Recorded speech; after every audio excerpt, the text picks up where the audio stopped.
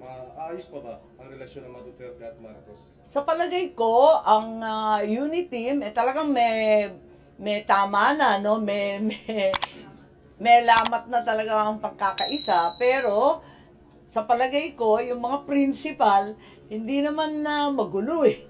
Yung magulo, yung mga amuyong dyan sa tabi-tabi, yung mga demonyo at ahas sa laylayan ng palasyo, talagang mahirap dyan eh. Nung bata ako, tinawag ko ng snake pit ang Malacanang.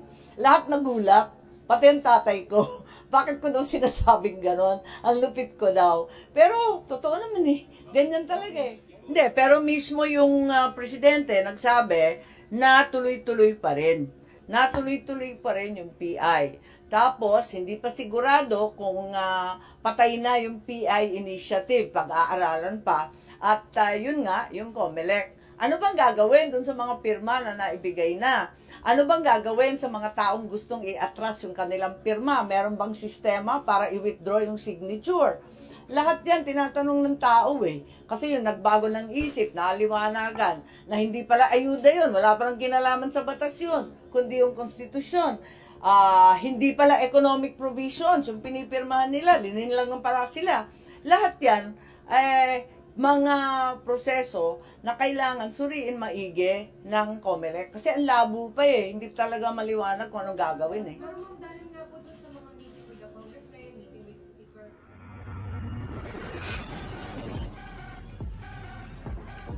Niya po, hindi na ako uuro.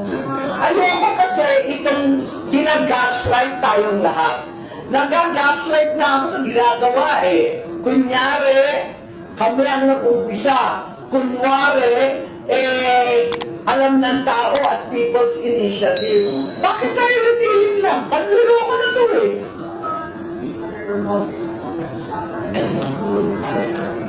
Tapusin mo na yung PI, otherwise it has no meaning whatsoever.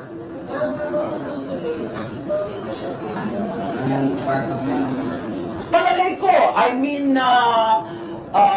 think there's a great waste of political capital which arguably can never be recovered again. Bakit? Para kay? Para kanino? Pero sabi, pinag-aaralan pa, hindi pa maliwanag. Tapos sinabi ni Chairman George Garcia ng COMELEC, inamin niya yung mga pirma, hindi pa tapos dahil valid pa sila at pwede pang i-recycle, gamitin sa susunod na panahon. Walang expiry date eh. Habang nakatambak yan at habang nandyan sa COMELEC, gagamitin at gagamitin yan. Ang layo pa kaya ng 2028. Sabi nga, hindi daw pwede sa 2024. Malabo daw sa 2025. Abay, may 2026 pa, may 2027 pa. Malay natin kung sino yung mga ambisyoso dyan na gagamit ng ganyan.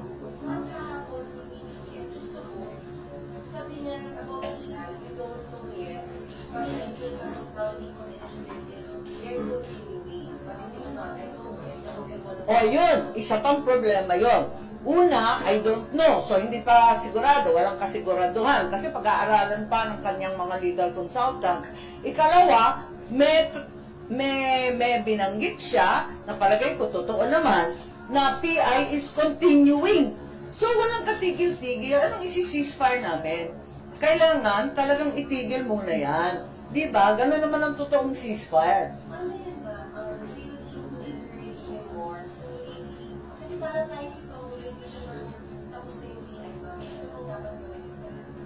Well, yun nga, ang mauuna dyan ay talaga yung COMELEC. Dapat liwanagin nila anong gagawin sa mga pirma na pinasa. Kasi kahapon, walang kaliwanagan. Talagang inamin na pwede pang gamitin yan sa mga susunod na PI. Pwede pang i-recycle yan sa bagong inisyatibo. So, hindi pa siya patay. Hindi pa siya linibing, ika nga.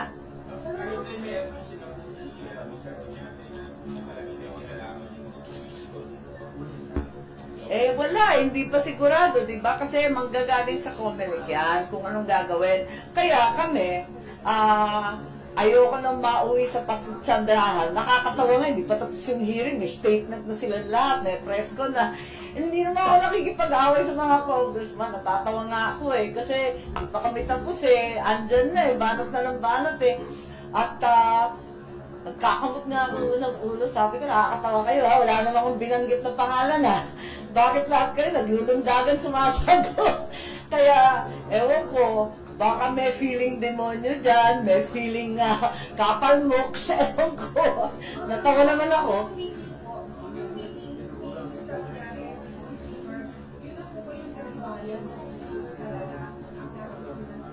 Inamin kasi niya na bahay ni speaker, tapos lahat ng dokumento, kinuha daw nila doon. Tapos, andun kasi yung mga papeles, di ba? Hindi lang pagkain, hindi lang mismo ang party. Tapos, kompleto, sina Congressman Saldico, lahat ng iba. Nakakatawa nga Kaya lang, eto nga, nagtawanan nga yung buong plenary. Pero sa akin, tuloy-tuloy lang tayo at sana sa Davao makakuha tayo ng higit pa mga testigo, mga sinumpaang salaysay ng iba't ibang pinilit na pumirma rito. Isa pa, kailangan pa natin ng isang hearing kasi importante masyado yung Attorney Anthony Abad. Kinakailangan itong pangalan na nasa ibaba ng form ay magtestigo rin para malaman natin. Kilala naman natin siya pero nung dati madali naman kausap yan pero mukhang nasa abroad. So aabangan natin na pagdating niya, kausapin na lang natin kung ano.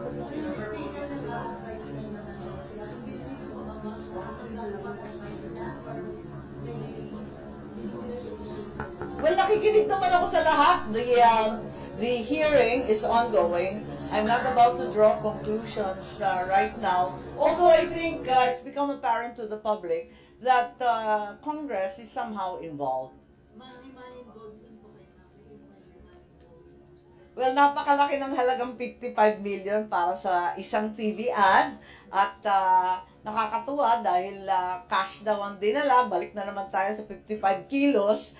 At eto nga, hinihinga natin ng resibo, wala naman resibo, donor's tax, wala naman donor's tax, ayaw naman ipagtapat kung sino yung ibang donor, maliban dun sa kalahating siya nag-donate. So, abangan natin, we'll give them time, although Minority Leader was demanding a breakdown of the expenses at 2 p.m. They were unable to provide it. So, I shall be waiting for the submission. In addition, we are also waiting with bated breath for submissions from COMELEC, documents that they have failed to provide so far. Ma'am, should the Senate encourage PBBM not to make PI an option? Hindi nakikialam ang legislative sa executive. Nasa executive yon. Kahit kapatid ko yon, syempre hindi tayo hihimasok sa trabaho ng iba. Yes po.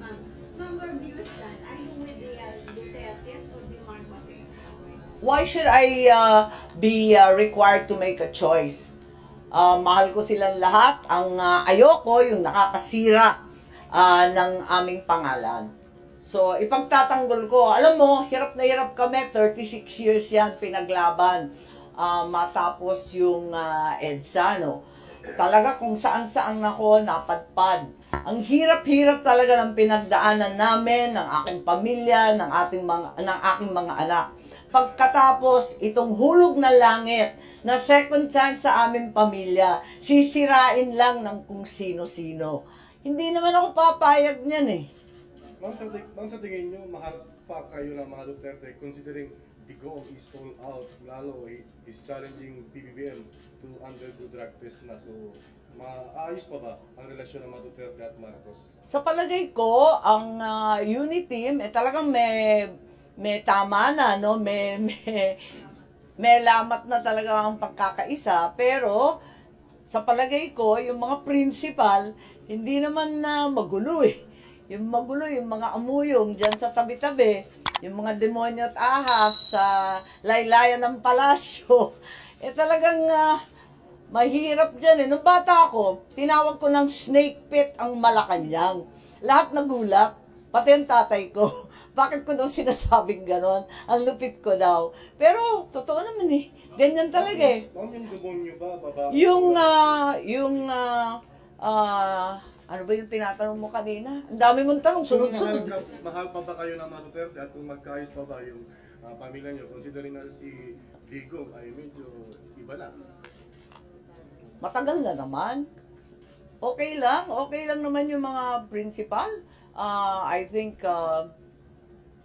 the president and the vice president are able to work together, provided there's no continuous interference from all kinds of harmful and destructive forces. Yung last point, ma'am, Yes, can we allow other people to ask questions, please? What's your take on the challenge of former President Tigo for BBM na pareho silang magsabay ng mag-drug? May ganun ba? Hindi ko narinig, pasensya. Wala akong alam sa drugs eh. Kaya hindi na ako sasama dyan kasi talagang sobrang ignorante ko riyan.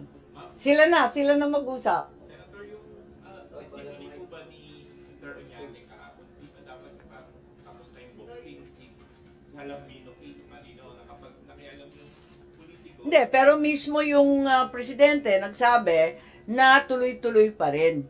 Natuloy-tuloy pa rin yung PI. boxing since sa Lambino case, malinaw na kapag nakialam yung politiko, Hindi, pero mismo yung presidente nagsabi na tuloy-tuloy pa rin. Natuloy-tuloy pa rin yung PI. Tapos, hindi pa sigurado kung patay na yung PI initiative, pag-aaralan pa. At yun nga, yung COMELEC. Ano bang gagawin dun sa mga pirma na naibigay na? Ano bang gagawin sa mga taong gustong i-atras yung kanilang pirma? Meron bang sistema para i-withdraw yung signature? Lahat yan tinatanong ng tao eh. Kasi yung nagbago ng isip, naliwanagan, na hindi pala ayuda yun, wala palang kinalaman sa batas yun, kundi yung konstitusyon. Hindi pala economic provisions, yung pinipirmahan nila, linilang pala sila. Lahat yan, mga proseso na kailangan suriin maigi ng COMELEC. Kasi ang labo pa eh, hindi talaga maliwanag kung anong gagawin eh. Pero ma'am, dahil nga po dun sa mga meeting with the Congress, may meeting with Speaker Romualdez, hindi po ma'am dapat basis na ito ng COMELEC to dismiss outright whatever they are receiving kasi na may participation na ng mga Congress. Yes, I would have thought so. I asked the chairman that, given the very, very clear testimony, videos, photos, many of which we derived from the media, it's clear that the campaign was misleading and deceptive and even involved bribery. That being the case, they should dismiss outright and disregard all these signatures that have already been submitted. Ang liwa-liwanag naman, hindi naintindihan ng tao. Talagang binola sila, may kinalaman sa ayuda, na masasama sila sa listahan o bibigyan sila ng pera.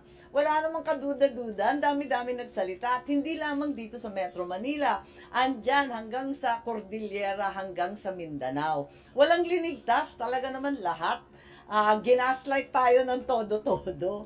Pagkatapos niyan, tatanggapin ng COMELEC. Sabi nga ng COMELEC, these forms with all these signatures are mere scraps of paper until a petition is filed. Wala nga petition. Wala daw silang jurisdiction. Patanggap sila ng tanggap ng mga scraps of paper. Ika nga.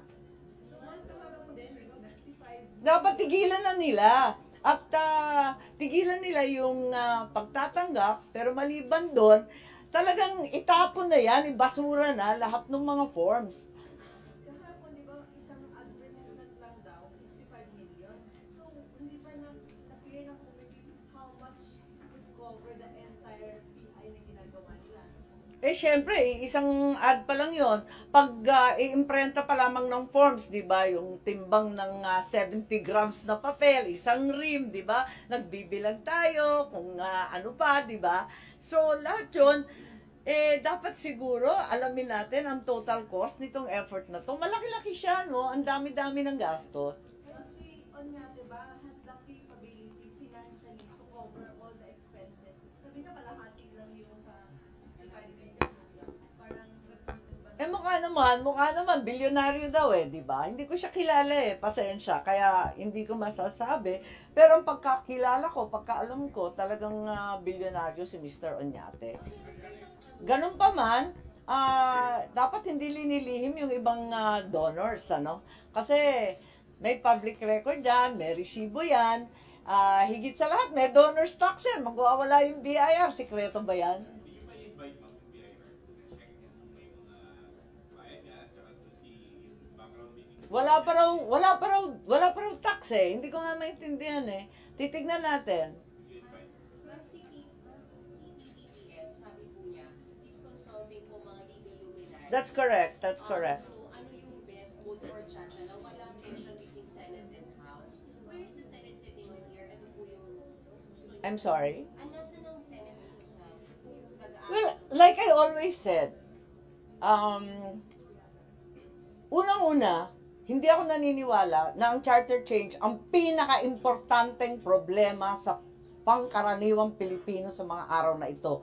Ang pinaka-importante ngayon, yung cost of living. Kaya mahal-mahal mabuhay ngayon sa Pilipinas. Hindi biro-biro maglagay ng sapat na pagkain sa bawat pamilya. Ang mahal-mahal ng gasolina, 280 naman ang tinaas. Ang dami nating gulo, pati sa PUB, wala pang plano matapos ang Abril. Sunod-sunod ang problema natin ng El Nino. Talagang tinamaan na kami at ilang pang mga probinsya. Sa tingin ko, yan ang pinaka-importante. O sige, sabihin na natin na kinakailangan harapin yung tsatsang yan. Hindi kami tutol sa Senado sa tsatsa. Di rin kami tutol sa PI o sa economic provisions. Ang tinututulan natin, itong sistema ng PI, na unang-una, walang batas, maliwanag kahapon. So, kailangan isabatas muna ang sistemang susundan. Hindi itong bara-bara na suhol, pilitan, takutan. Hindi naman tama yan. Nakita naman ninyo yung mga testigo, takot na takot, nanginginig. Nakabalot pa, nakamaskara pa, nakasombrero pa, kung ano-anong suot para lang hindi makilala. Takot na takot sa kanilang mga opisyal, baka daw maghigante. Yan ang problema. Huwag naman ganun. Huwag naman na takutan. Huwag naman ninyo sinasamantala yung kahirapan ng karamihang Pilipino. And mga related lang dyan, may offer si Hapon ang House leaders for the Senate to adopt yung Chacha dynamic natin bill. Tapos and that, no questions asked, kaya adopt nila. Tapos na daw Hindi ko nga maintindihan pa paano ba yon. Anong klase yon? How will we adopt it? Batas lang ba yan? Hindi ko naintindihan Iba-iba yung proposal nila. Ang bawat umupo, iba yung sinasabi. Kaya hindi ko maintindihan. Iba rin dun sa sulat nung speaker kay SP. So, I don't actually understand what the proposal is at this point. Anong i-a-adapt?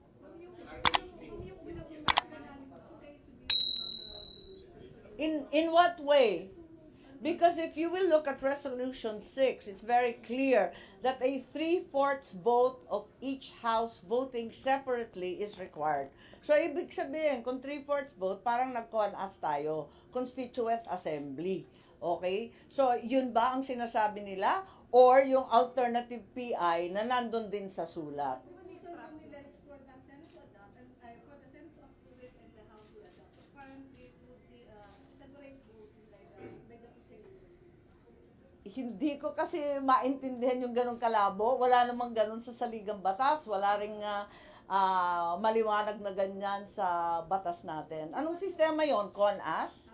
I don't understand. I need to get the specifics. I'm sorry. Kung may ganong resolution sa Senate, Well, yun ang pre-propose namin in the first place, di ba? Kaya nga may Resolution 6 ng Senado, magbubuo ng subcommittee under the Constitutional Amendments Committee at doon i-take up lahat ng mga issues, ikokonsulta yung mga legal, tapos gagawa ng batas na PI o kung anuman, or diretso na sa economic provisions, pwede rin yun.